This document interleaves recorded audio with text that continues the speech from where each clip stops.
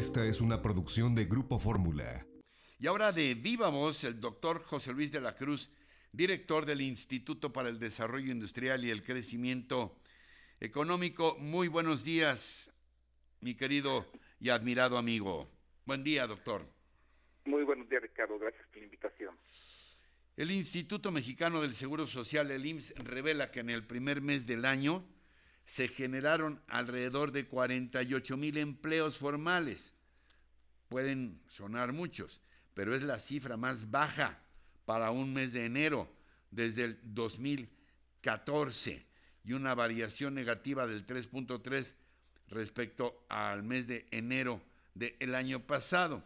Y simultáneamente el Instituto Nacional de Estadística y Geografía, el INEGI, revela que el desempleo abierto en México creció 31.3% durante el 2020 y que 2,400,000 personas que perdieron sus puestos de trabajo por la pandemia todavía no lo recuperan. ¿Qué representan estos datos, estas cifras, en el marco de estas variantes de la pandemia sanitaria que son la económica y la social, mi querido maestro? Bueno, yo creo que hay tres elementos básicos que se desprenden de las dos estadísticas, la del IMSS y la del INEGI. La primera creo que se sintetiza en el avance de la precarización del mercado laboral. ¿A qué me refiero? Además, una precarización estructural. El dato de enero del IMSS, lo que además de ser un muy bajo crecimiento del empleo, 48,000 puestos de trabajo, hay que resaltar que todos fueron temporales, es decir, por primera vez desde el 2014 no se generó un empleo permanente en términos netos. ¿Esto qué implica? Que los trabajadores que encontraron una fuente de ingreso para ellos y su familia tuvieron que conformarse con empleos en donde no hay la seguridad de la permanencia en el mismo, y esto al final del día refleja las dudas que tienen las empresas sobre el entorno que van a enfrentar en el corto plazo.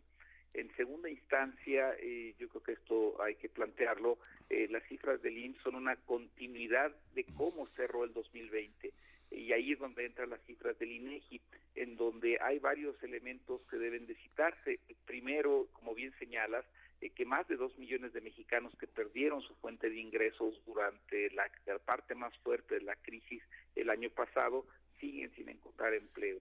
Además, hay una estadística en donde más del 30% de la población que está en posibilidades de trabajar está sin lograr encontrar una fuente de ingreso, y esto básicamente es lo que se conoce como pues un desperdicio laboral, es decir, gente que podría estar produciendo, generando riqueza, generando valor agregado y que no encuentra en dónde hacerlo. En ciudades como la de México es de más de 40% este desperdicio, en donde no se les da un lugar de trabajo a la población.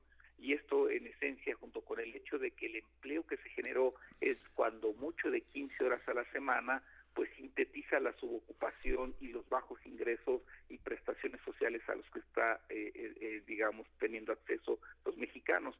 Y el tercer elemento es de que al final del día esto lo que plantea es las dudas que van a tener o que tienen las empresas respecto hacia dónde irá la economía en los meses por venir, y que, digamos, la recuperación del empleo va a ser muy lenta.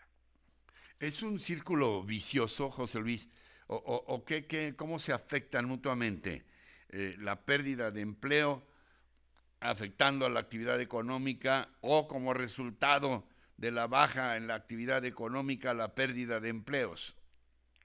Yo creo que al final del día es un círculo que va en las dos direcciones.